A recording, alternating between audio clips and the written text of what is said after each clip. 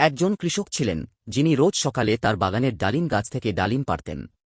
একদিন তিনি দেখলেন, গাছে আগের দিনের তুলনায় অনেক কম ডালিম আছে। তার মনে সন্দেহ হল, মনে হয় কেউ লুকিয়ে ডালিম চুরি করছে। তাই তিনি একদিন ঝুপড়ির আড়ালে লুকিয়ে নজর রাখতে লাগলেন। হঠাৎ তিনি দেখলেন, একটি কাঠবিড়ালি এসে গাছ থেকে ডালিম চুরি করে নিয়ে যাচ্ছে। কৃষক চুপচাপ তার পিছু নিলেন। কাঠবিড়ালিটি দৌড়ে নিজের ছোট্ট ঘরে গিয়ে ডালিম রেখে দিল। তখন কৃষক বুঝতে পারলেন, কাঠবিড়ালিটি মা হতে চলেছে, আর তার ভবিষ্যৎ বাচ্চাদের জন্য খাবার সংগ্রহ করছে।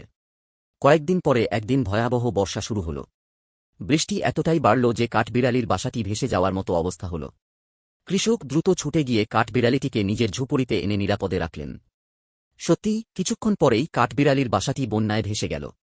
এরপর কিছু দিনের মধ্যে কাঠবিড়ালির পেটে থাকা বাচ্চাগুলো জন্ম নিল।